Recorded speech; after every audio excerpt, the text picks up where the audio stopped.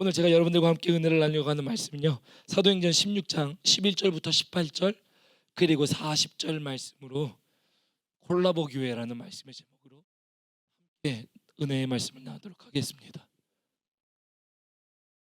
사도행전 16장 11절부터 18절 그리고 40절 말씀입니다. 우리 성경 준비하시고 준비되셨으면 저의 목을 위해서 여러분들 18절까지 읽어주십시오. 그리고 제가 40절 여러분들과 함께 읽도록 하겠습니다. 11절부터 18절까지 먼저 읽어볼까요? 함께 읽습니다. 시작. 우리가 트로아에서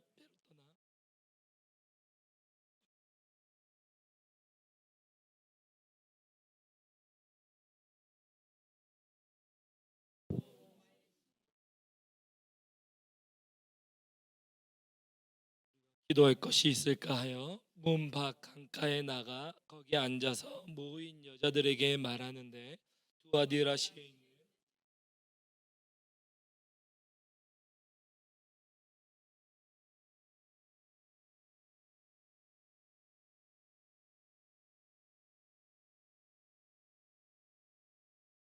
세례를 받고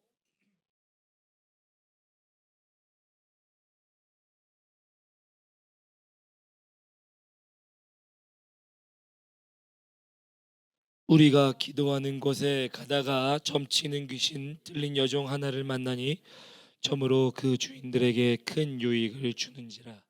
그가 바울과 우리를 따라와 소리질러 이르되 이 사람들은 지극히 높은 하나님의 종으로서 구원의 길을 너희에게 전하는 자라 하며 이같이 여러 날을 하는지라. 바울이 심히 괴로워하여 돌이켜 그 귀신에게 이르되 예수 그리스도의 이름으로 내가 내게 명하노니 그에게서 나오라 하니 귀신이 즉시 나오니라. 우리 40절 그리고 마지막 함께 읽도록 하겠습니다. 40절 말씀 한 구절입니다. 시작. 두 사람이 옥에서 나와 루디아의 집에 들어가서 형제들을 만나보고 위로하고 가니라. 아멘. 우리 하나님 말씀이었습니다. 네, 오늘 본문 말씀 사도 바울이 드디어 유럽 선교를 시작하는 말씀이에요. 시작 거점이 바로 빌립보였고 그 빌립보에 있는 당시에 여러분들 말씀을 읽으셨던 것처럼 거기에 나와 있는 루디아라는 여성이 등장하죠. 그 여성은 빌립보 지역의 재력가였습니다. 그래서 자주장사 루디아라는 여성이 등장하는데 이 자주장사 루디아와 빌립보란 지역과 사도 바울이 만나서 무엇이 형성되냐면 교회가 형성이 됩니다. 그래서 교회가 형성되기 된 과정 통해서요, 저는 이런 생각을 해보게 돼요.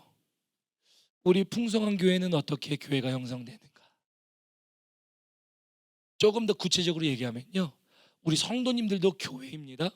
믿으십니까? 여러분들이 계신 곳이 교회가 될 수 있어요. 왜요?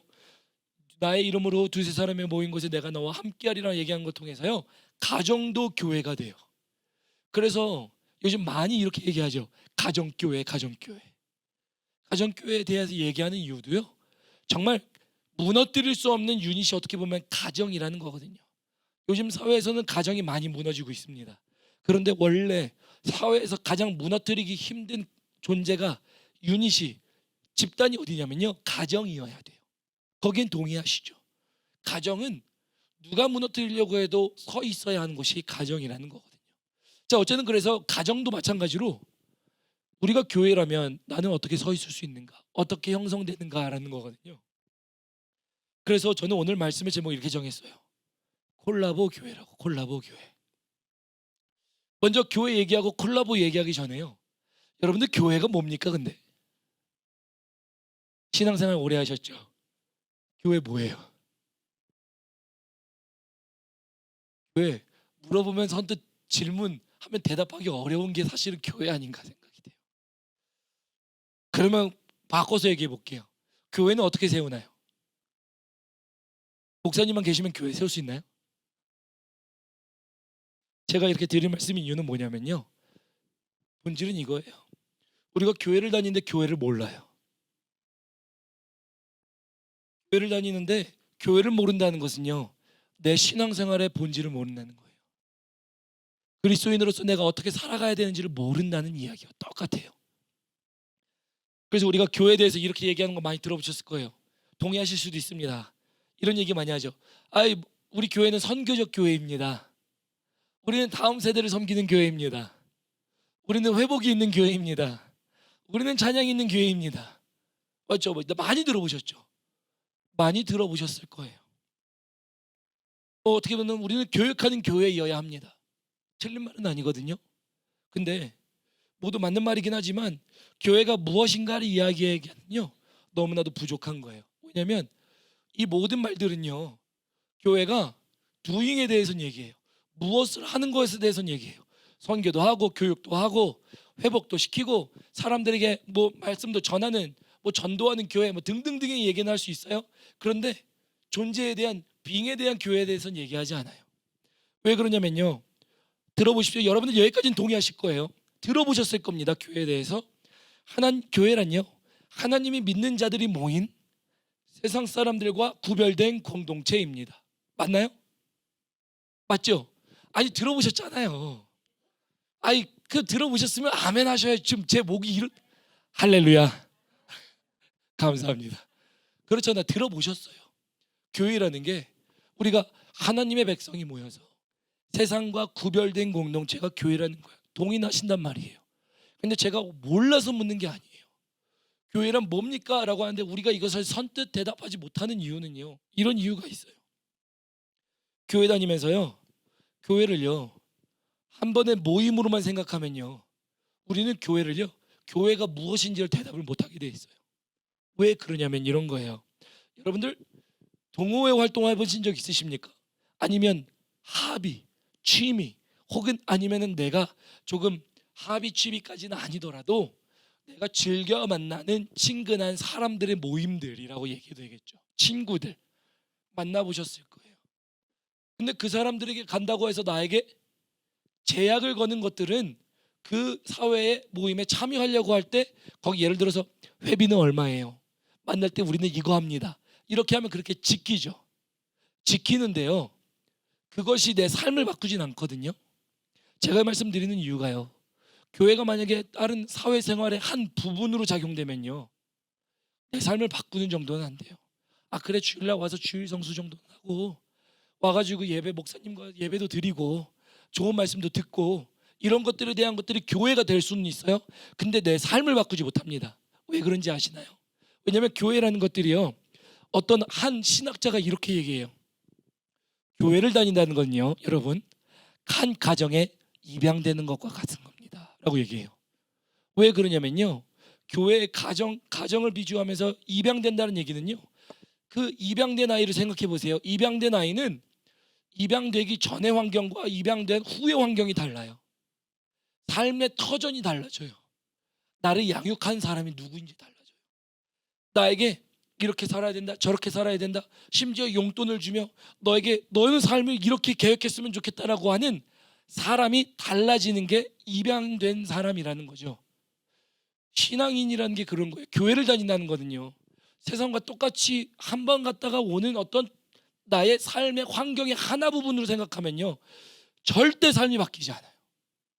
그런데 교회란 하나님의 백성이 삶을 거룩하게 구별하여 세상 내가 구별되어 있지만 특별히 구별된 존재로서 내가 어떤 환경에서 살아가냐를 생각하며 다닐 때 교회는 여러분들의 삶을 바꾸기 시작하는 장소가 되기 시작합니다. 이게 교회예요. 이 장황한 교회 이야기를 먼저 시작하고 싶었어요. 그래서 여러분들이 생각하는 교회는 뭔가요? 여러분들이 생각하는 풍성한 교회는 어떤 교회가 되어야 되나요? 여러분들이 생각하는 내 가정의 교회. 여러분들 신앙생활 하시잖아요. 여러분들 신앙생활하면 내 자녀들과 내 남편 혹은 아내들이 함께하기를 원하잖아요. 그 교회는 어떤 교회가 되어야 되나요? 삶을 바꿀 수 있는 교회가 돼야 돼요. 그래야 영향력이 생겨요. 사회에서는 너가 저거 하든 이거 하든 아무런 상관없지 않아요. 그렇잖아요. 내가 좋아하는 걸 하는데 뭐라고 얘기해요? 교회는요 세상과 구별된 사람들이 모인다라고 얘기하죠. 그러면 구별되어야죠. 그러면 도전될 줄 알아야죠. 그러면 삶이 바뀌어야죠. 바뀔 수 있는 것은 교회라는 것을 온전히 깨달은 자들이라는 거예요. 그렇게. 그래서 이제 이러한 삶을 가진 사람들이 뭘 하기 시작하는 겁니까? 오늘 말씀으로 들어갈게요. 교회를 세워가기 시작해요. 이 사람들이 교회를 세워가기 시작하는 겁니다. 그래서 오늘 본문 말씀에 보면요, 이제 교회를 어떻게 세워갈 것인가에 대한 이야기가 등장해요. 그래서 오늘 콜라보 교회라고 얘기했는데요. 여러분, 콜라보가 뭡니까? 콜라보? 예술하신 분들은 아실 텐데. 너무 어려운 질문 아닌데. 할렐루야. 콜라보레이션 뭐죠? 협업이에요. 협업. 같이 한다란 얘기죠. 오늘 본문 말씀 보니까요, 사도 바울이요, 유럽으로 이제 선교를 확장해서 나가기 시작해요. 그런데 빌립보 교회를 세우는데 사도 바울 혼자 세웠습니까? 누가 있었죠? 오늘 루디아라는 사람이 있었어요. 루디아뿐만 아니라 나중에 보니까요, 간수장들도 있어요. 그래서 나중에 성경에 보면은 형제들이라고 얘기하는 것까지 나와요. 결국은 뭐냐면요, 교회는 사도 바울 혼자 세우지 않아요. 교회는 다시 말하면 여러분들 이 앞에 있는 이두하 목사 혼자 세우지 않아요. 콜라보레이션, 함께 해야 돼요. 함께 할 때 새로운 창조물을 만들어내는 게 협업 아닙니까? 그래서 우리 협업에 대해서 좀 쉽게 설명하기 위해서요, 콜라보레이션을 찾는데 우연히 한 광고를 봤어요. 한 광고를 봤는데 이 광고가 어떤 광고냐면요, 신발 광고예요. 신발 광고인데 나이 땡 광고입니다. 무슨 말씀이신지 아시죠? 나이 땡 광고예요. 이 회사의 광고인데요, 이 광고 회사가 어떤 신발을 내놨냐면요, 티파 땡 보석 회사와 합작을 한 겁니다. 이름 내시면 아시겠죠? 정말 유명한 보석 회사와 정말 유명한 신발 회사가 함께 합작을 했대요. 그래서 뭐라고 얘기하면 신발을 이 두 회사의 이름을 얘기하면서 콜라보레이션 이래요. 근데 우리가 보통 신발 하나 사면 얼마인가요? 운동화 하나 사면 좋은 거 신으시네. 150불. 모르겠어요. 저는 어쨌든 제가 산 운동화는 대부분 뭐 한 60불 70불 정도면 하나 사더라고요. 근데 뭐 어쨌든 150불도 있어요. 뭐 좋은 거, 뭐 에어가 쿠션이 빵빵 뭐 이런 거 산다, 그럴 수 있겠죠. 어쨌든 100불 언저리면 살 수 있다 그러잖아요. 그래서 한국 돈으로 따지면 돈 뭐 8, 9만 원, 10만 원 정도라고 치죠. 근데 이거를 나이 땡과 티파 땡이 만나서 콜라보레이션을 했어요. 그러니까 보니까 그 로고에는요, 보석 회사의 색깔을 넣어놨어요. 그래서 이게 연한 파란색을 이 마크를 이렇게 넣어놓고 신발 상자를요, 빨간색이 아닌 보석 회사 상자의 색깔로 만들어서 주는 거예요. 근데 가격이 얼마인지 아세요? 기본 가격이 400불부터예요. 그래서 뭘 말씀드리고 싶은 거냐면요, 우리는 이렇게 얘기하죠. 미쳤네, 누가 사? 그죠? 그런데 이제 저희가 조금 낮은 단계의 콜라보레이션을 얘기했어요. 높은 단계의 콜라보레이션 얘기하면 어때요?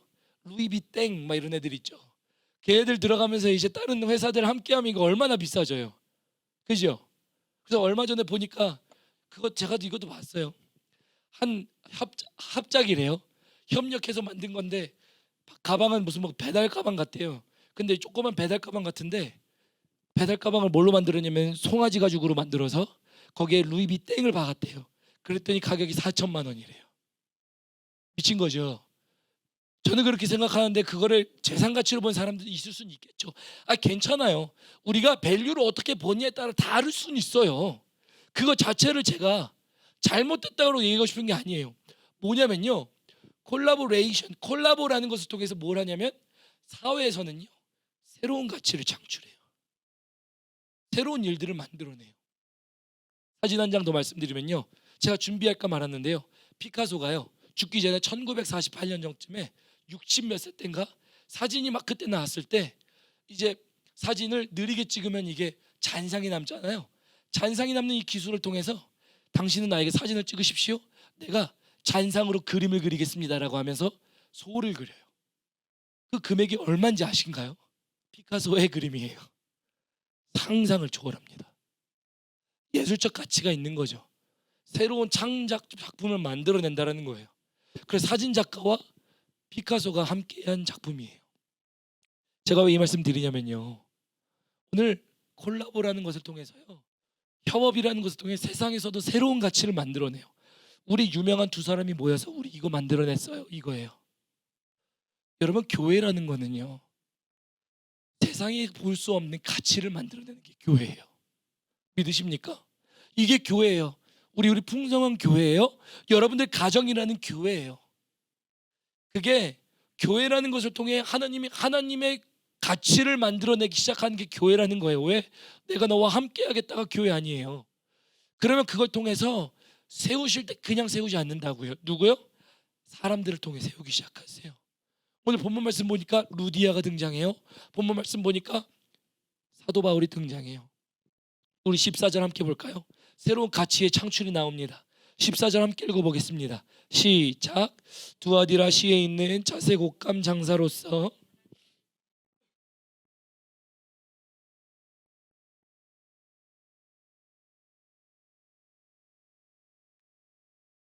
보면요, 두아디라시에 있는 그 장사하는 루디아라는 사람이 있었대요. 사도 바울은 전도하는 자였는데요, 전도하는 자에게 루디아라는 한 여인이 더해짐으로 콜라보를 통해 가능한 거예요. 풍성한 교회도 마찬가지입니다. 사도 바울도 마찬가지고 빌립보 교회도 마찬가지예요. 주님의 종이라는 한 사람이 있는데요, 주님의 종으로만 교회는 세워지지 않아요. 주님의 종과 함께 일하도록 하시는 사람들이 있어요.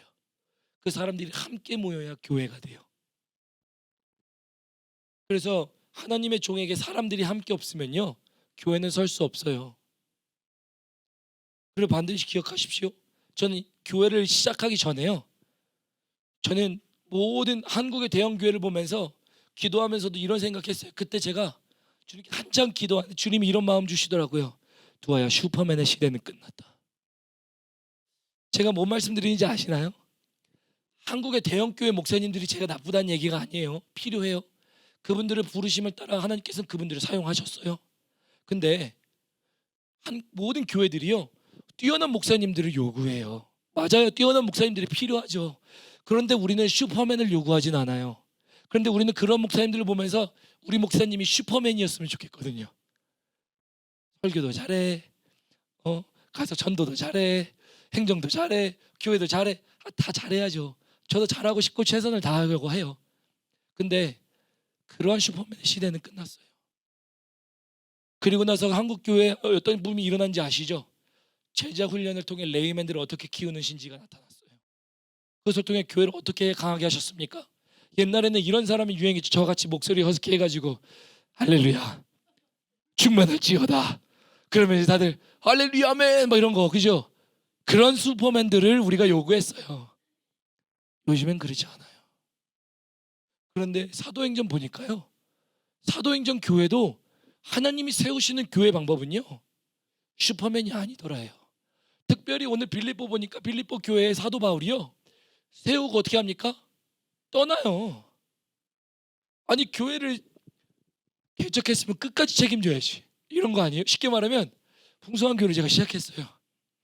이도한 목사 저렇게 시작해놓고 어딜 가, 이런 얘기예요. 그런데 뭐냐면요, 핵심은 이거예요. 사도 바울 혼자 세우지 않았다는 거예요. 함께하는 사람들이 많았기에 빌립보 교회가 섰다라는 거예요. 그러므로 저는 이렇게 생각해요. 여러분들, 목사의 교회를 만들지 마십시오. 이두아 목사의 교회를 풍성한 교회를 만들지 마세요. 먼저는 하나님의 교회이지만 그 다음엔 누구의 교회입니까? 여러분들의 교회예요. 우리 교회라는 거예요. 그래서 어딜 가서는 우리 교회라고 얘기하시는 게 가장 좋은 거예요. 내가 함께 몸담고 있는 나의 삶을 바꾸는 장소가 교회이기 때문이에요. 오늘 본 말씀 보면요, 그래서 교회라는 곳이 이런 곳인데 여러분들은 교회를 어떻게 접근하시는지 모르겠어요. 그래서 이런 생각이 들어요. 루디아는 분명히 콜라보를 했습니다. 그녀는요, 자주장사하면서 재력가였어요. 쉽게 말하면 돈이 많았다라는 거예요. 그런데 그 여인이 함께하면서 교회가 세워졌는데요, 저는 이렇게 말씀드리면서 여러분들이 함께 하셔야 교회가 습니다. 여러분들이 함께 하셔야 교회가 세워집니다. 아멘 하시죠? 그러면 이런 생각이 들 수 있어요. 나는 어떻게 콜라보하지? 여러분들의 콜라보의 역할은 뭔가요? 이 신발과 이 보석회사 이야기하는 것처럼 어떤 분들은 디자인을 더하시고 어떤 분들은 색깔을 더하시는 건지 어떤 분들은 아니면 아이디어를 더하시는 건지 어떤 분들은 재정을 더하시는 건지 다를 수는 있어요. 오늘 본문 말씀만 보면요, 목사님 나는 재력이 없을 수도 있어요. 왜냐면 루디아는 재력을 갖고 있었거든요. 근데 콜라보는요 재력으로만 되는 게 아닙니다. 루디아라는 한 사람을 보면요, 교회는 세우는 사람은요 그 사람의 재능은 둘째예요. 따라해 볼까요? 교회를 세우는 사람의 재능은 둘째이다. 둘째예요. 여러분들 교회 세우는 사람의 재능은 정말 둘째예요. 목사님 내가 은사 있는데 내가 목사님과 함께 하고 싶어요. 그럼 아무나 은사 있으니까 세우는 겁니까? 능력 있으니까 목사님 나에게 여기 능력이 있어요. 그래서 함께 하고 싶어요. 그럼 세우는 겁니까? 아니에요. 교회를 세우는 사람의 특징은요 두 가지로 나눌 수 있어요. 갖고 있는 재산, 재능, 능력, 디자인 다 둘째예요. 교회를 세우는 사람의 특징 딱 두 가지를 꼽으면요, 루디아를 통해 발견하는 첫 번째는요 이런 겁니다. 기도하는 사람이 교회 세우기 시작해요. 왜 그러냐면 13절 볼까요? 13절 본문 말씀 함께 읽어보겠습니다. 시작.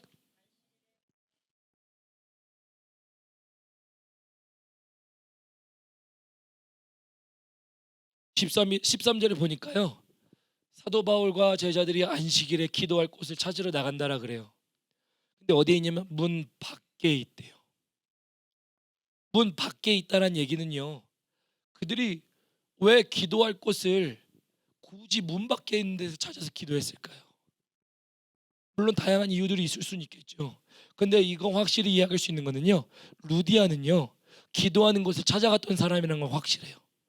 왜냐면 재력 있는 사람은요 그가 왜 장소를 못 만들어냈겠어요? 그가 갖고 있는 것을 통해서 만들어냈지 않았을까요? 그가 거기에 있는 교회가 없었더라면 그러면은 저희는 이렇게 얘기하죠. 회당이 없으니까 나가서 기도했다. 그럴 수는 있어요. 근데 문 밖에란 얘기는요 일부러 사람들을 피해서란 얘기예요. 굳이 사람들을 피해서 나간 거예요. 왜요? 기도하고 싶어서. 근데 그런 처소를 누가 찾았던 거예요? 제자들도 찾기 시작했던 거예요. 거기서 누굴 만난 겁니까? 바울과 루디아가 만난 거예요. 여러분들 이렇게 생각하지 마세요. 하나님의 종이 물질의 능력을 가진 사람을 만났다. 겉에 표면의 포장은 그래요. 근데 아니에요. 내면은요 기도하는 종이 기도하는 사람을 만났더라. 기도하는 종이 기도하는 사람을 만났더니 뭐를 시작하게 하셨다? 교회를 시작하게 하셨다 해요. 이게 오늘 말씀의 핵심이에요. 루디아는요 그것을 경험하고 나니까 뭐라는 겁니까? 루디아가 이제 사도 바울에게 청을 하죠. 15절 봅니다. 그와 그 집이 다 세례를 받고 우리에게 청하여 이르되 만일 나를 주를 믿는 자를 알거든 내 집에 들어와 요하라 하고 강권하여 머물게 하니라. 세례, 쉽게 말하면 침례받았다는 얘기죠. 침례받고 우리 집에 들어오란 얘기예요. 그래서 그걸 통해서요 알 수 있는 것은요 이거예요. 기도는요 하나님의 사람을 연결시키는 도구예요. 기도로 하나님의 사람들을 연결시키게 하세요. 여러분들 기도하시다 보면은 기도하다가 이 사람이 나에게 하나님이 붙여주신 사람이었네 라는 사람들 경험해 보신 적 있으십니까? 목회를 하다 보니까 그런 경우들이 굉장히 많아요. 무엇 때문에 힘든데 하나님 이런 사람 보내주세요. 하나님 무엇 때문에 어려운데 지금 이런 것이 필요합니다. 그럴 때마다 무엇을 보내주시는지 아세요? 하나님이요 필요한 물건이나 물질을 보내신 적은 없으세요. 사람을 보내세요.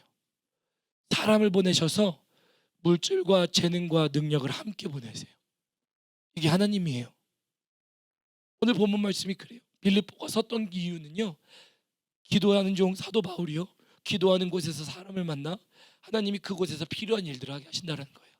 첫 번째, 그래서 교회를 세우는 사람은요 기도하는 사람이 교회를 세워요. 여러분들 교회 세우려면요 기도하십시오. 풍성한 교회 설려면요 기도하셔야 돼요. 교회가 서는 방법은요 앞에 있는 사람이 물론 잘해야 돼요. 앞에 있는 사람이 최선을 다해야겠죠.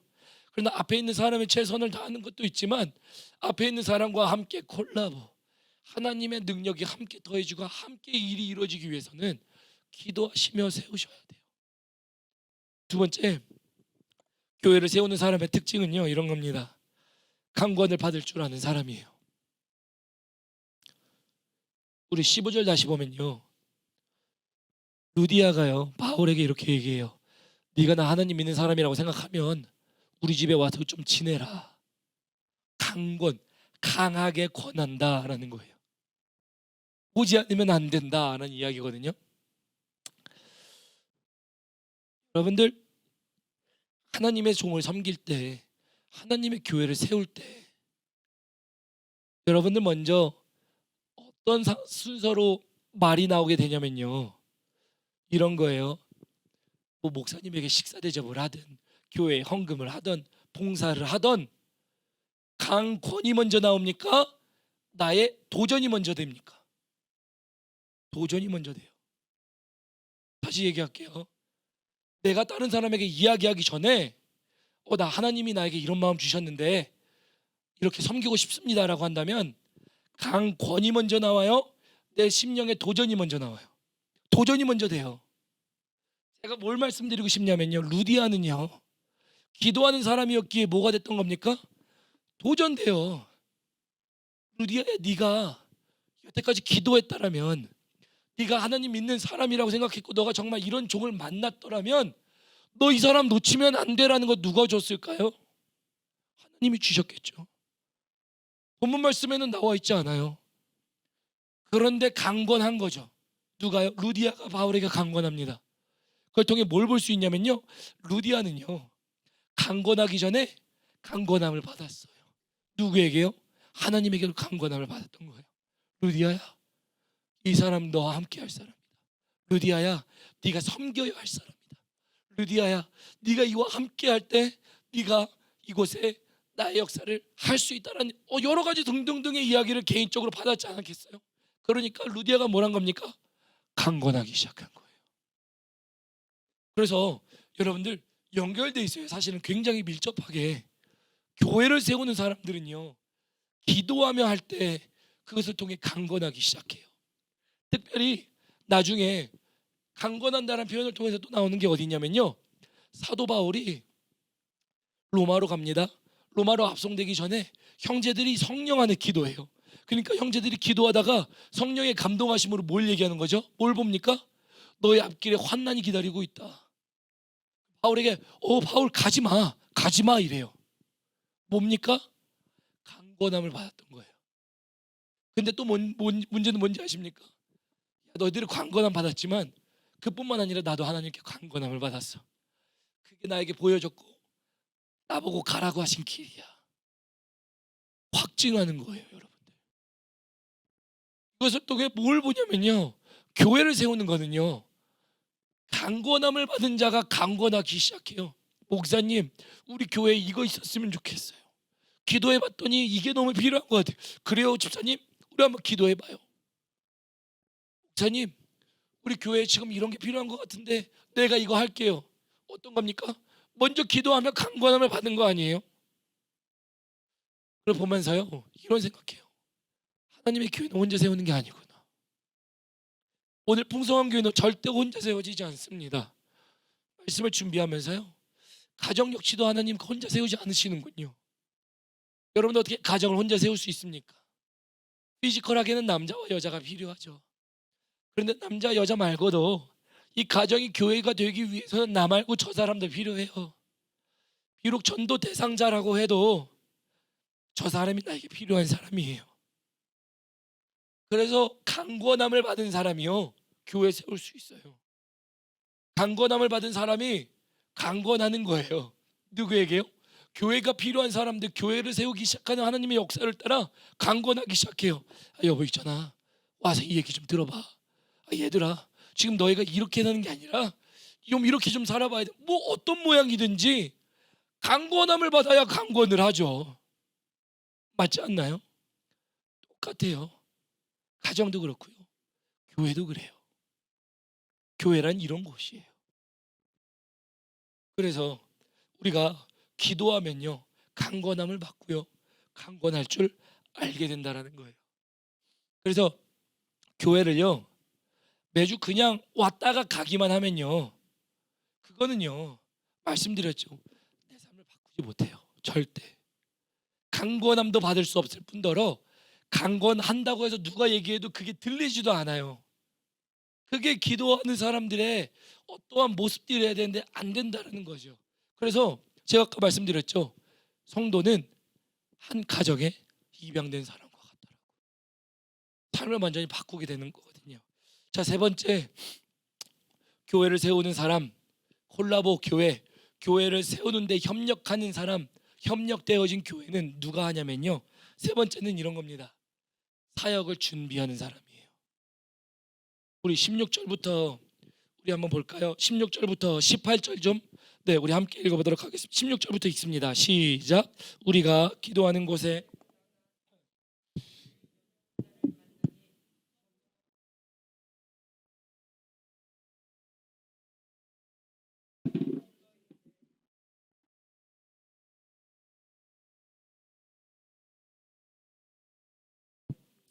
이같이 여러 날을 전하는지라. 바울이 심히 괴로워하여 돌이켜 그 귀신에게 이르되 예수 그리스도의 이름으로 내가 내게 명하노니 그에게서 나오라 하니 귀신이 즉시 나오니라. 오늘 본문 말씀의 긴 이야기 중에 하나가 귀신을 쫓아내고 나서 이 점치는 귀신 때문에 이익을 많이 보다가, 그래서 이 귀신이 떠나고 나니까 이익을 못 보니까 이들을 신고해서 감옥에 갇혔고, 감옥에서 다시 나온 내용 역시도 본문에 있는 내용입니다. 그런데요, 사도 바울이 루디아의 집에 가면서 기도처로 또 가는 거예요. 재밌는 건 이들은 또 기도처로 가요. 그래서 기도처로 가면서 이런 일을 경험하게 되는데, 귀신 들린 사람이 자꾸 뒤를 쫓으며 이런 얘기하죠. 아, 이 사람은 하나님의 지극히 크신 하나님의 사람들이다. 구원을 증거하는 사람들이다. 근데 여러분들, 이 이야기를 들으면 원래 좋아야 되나요? 나빠야 되나요? 아까 얘기하죠. 원래 좋아야 되나요? 좋아야 되나요? 좋아야 되지 않나요? 저는 말씀을 묵상하면서요, 만약에 야, 이두환 목사 저기 가는데 하나님의 크신 종이더라, 야, 저 사람 보니까 구원의 능력을 베푸는 자더라, 이렇게 얘기하면 얼마나 좋아요. 성도님들이 나가가지고 야, 이두환 목사 이런 목사야, 우리 목사님 이런 목사, 이러면 얼마나 좋아요. 저만 좋은가요? 좋잖아요. 그죠? 우리 모두가 좋아요. 근데 이렇게 좋아야 되는데 사도 바울은 왜 나가라고 했을까? 왜 계속 쫓아다니는데 나가라고 했을까? 이런 생각을 해요. 사도 바울이 그 얘기를 듣고 있었으면요, 사도 바울은 사람의 종이 됩니다. 무슨 말씀이냐면요, 이 사람이 정말 하나님의 지극히 큰 사람이야, 하나님의 구원을 베푸는 전능하신 그 능력을 입은 구원을 베푸는 사람이야 라고 한다면요, 사람들이 몰리겠죠. 당연히 몰리는 거 가지고 저 문제 삼고 싶은 건 없습니다. 근데 누가 되는 겁니까? 묶여 있어요. 매여 있어요. 예수님도 똑같은 거예요. 예수님이 기적을 베푸니까 사람들이 몰려와요. 그리고 나서 뭐라고 얘기합니까? 우리의 왕이 되어달라고 얘기합니다. 예수님이 왜 거절하셨을까요? 예수님에게 남아있는 사역이 있었어요. 예수님에게선 주님께서 명령하신 것들이 있었어요. 그것을 수행하기 위해서는 가야 하는 사람입니다. 주의 종들도 마찬가지예요. 주의 종들이 왜 그런 얘기 안 듣고 싶어요? 인간적으로는 저도 욕심이 있는 사람이에요. 듣고 싶어요. 야, 이도하 목사가 저런 목사더래. 근데요, 이 소리가 들리면 들릴수록 뭐가 되는 겁니까? 사람의 종을 만들기 시작해요. 한두 번은 괜찮아요. 근데 이런 일들이 일어나는 거죠. 특별히 여러분들 오늘 여기에 마귀가, 쉽게 말하면 귀신이 들렸다 그러죠. 귀신이 역사하는 건 뭡니까? 분열, 분쟁, 시기, 다툼, 나눠짐이에요. 그것을 통해서 나눠지게 만들고 싶었던 겁니다. 무엇과요? 하나님의 뜻과. 이렇게 하나님의 뜻과 나눠지게 쉽게 만들고 싶어요. 그러니까 이제 이것을 내쫓았어요. 그러니까 이것을 가지고 큰 이익을 보던 사람이 신고해버리죠. 감옥에 가둬버립니다. 자, 그래서 긴 이야기를 짧게 하면, 감옥에 가뒀을 때 찬양하니까 옥문이 열립니다. 옥문이 열리니까 죄수들이 도망간 줄 알고 간수가 자결하려고 그래요. 그러니까 바울이 이렇게 얘기하죠. 우리 여기 있다. 이렇게 여기 있다라고 얘기하고 나서 그들 역시도 구원을 받게 됩니다. 그리고 나서 40절 볼까요? 왜 제가 사역을 준비하는 사람들이 교회를 세우는 사람이라고 얘기했는지 40절에 나와 있어요. 40절 보면요, 두 사람이 옥에 나와 루디아의 집에 들어가서 형제를 만나보고 위로하고 가니라 있습니다. 여러분들, 첫 번째, 기도하면서 루디아가 바울이 감옥에 갇혀 있는 동안 뭘 준비했을까요? 말씀에 나와 있지는 않지만 거룩한 상상력을 제가 막 해보면요, 적어도 지낼 빵은 그대로 준비해 놓지 않았을까요? 적어도 면회 정도는 가지 않았을까요? 적어도 우리 주변 사람들이 지금 이렇게 하고 있습니다, 노력하고 있습니다를 얘기하지 않았을까요? 오늘날로 바꿔 표현해 보면 사도 바울, 우리가 당신의 보석금 내려고 준비하고 있어요, 이러지도 않았을까요? 바꿔 표현해 보면 왜 그렇게 할까요? 사도 바울을 통해 그와 함께 사역을 준비하는 거예요. 그리고 오늘 본문 말씀에 보면 사도 바울이 떠나갔대요. 떠나갔다라고 얘기하는데 그 떠나간 걸 통해 뭘 볼 수 있냐면요, 가는데 그냥 보냈을까요? 거룩한 상상력을 동원하면 성경에 나와 있지는 않지만 그냥 보내진 않았을 거예요. 사도 바울 다음으로 갈 수 있는 지역은 이런 지역이 있을 수도 있겠습니다. 혹은 이런 지역에 도전이 필요합니다. 혹은 이런 지역에 지금 복음이 필요합니다. 이런 지역에 제 친구가 있어요. 이런 얘기하지 않았을까요? 성도님들, 저랑 대화해보면 이런 얘기 하시잖아요. 목사님, 이런 사람이 지금 어려움이 있어요. 그럼 목사님이 도움이 될 것 같으면 목사님 가서 얘기해 주세요. 이런 얘기 하잖아요. 똑같은 얘기 하지 않았을까요? 뭘 준비합니까? 사도 바울이 무엇을 하든지 그의 사역을 준비한다더라예요. 세 번째는 그래서 그래요. 교회를 세우는 사람은요, 사역을 준비하는 사람이에요. 루디아가 돈이 얼마나 많았는지가 중요하지 않아요. 말씀을 바꿔볼까요? 여러분들이 오늘 교회를 세우는데요, 여러분들이 재능이 얼마나 많냐 중요한 거는 정말 문제가 되지 않아요. 이 세 가지가 없어서 그래요. 기도하고, 그리고 두 번째 뭐였습니까? 강건함을 받아야 해요. 강건함을 받으면요, 내가 준비해요. 우리 찬양팀 올라오실까요? 그래서 말씀을 마무리하면요, 왜 이제 제가 콜라보 교회라고 했는지 아시겠죠? 풍성한 교회는요, 콜라보 교회예요. 여러분들이 모여서 여러분들의 퍼즐을 넣어야만 완성되는 교회예요. 목회자가 다 넣을 수 없어요. 제가 넣는 거는요, 임시 방편으로 넣기 시작해요. 우리가 이게 필요합니다. 우리가 이게 해야 됩니다. 그런데 여러분들은 교회뿐만 아니라 가정도 마찬가지라는 거예요. 가정이 완성되기 위해서는요, 저 사람 없이는 완성되지 않아요, 교회가. 이게 우리에게 허락하신 영적인 교회를 세우는 방법이 나와 있는 게 사도행전의 말씀이에요. 여러분들, 어떤 교회를 세우셔야 합니까? 가정의 교회 세우셔야 되신 분들 있으시죠? 가시적으로 보이는 풍성한 교회도 세우셔야 되죠? 여러분들에게 맡겨진 사업장 가운데 교회를 세워야 될 수도 있어요. 여러분들에게 맡겨진 하나님의 강건하심은 뭐예요? 너가 이 일을 꼭 해야만 한다. 너가 이 일에 내가 너를 사용하고 싶다. 너가 이 사역에 준비됐으면 좋겠다. 여러분들, 우리가 교회를 세우지 못하는 이유는요, 강건함을 못 받아서, 사역을 준비할 수가 없어서요. 기도하지 않으면 그래요. 왜요? 교회를 잘 몰라서 그래요. 교회는 그냥 회복하는 교회, 교회는 그냥 다 주는 건 줄 알아요. 교회는요, 물론 다 주고 싶어요. 다 가져가십시오.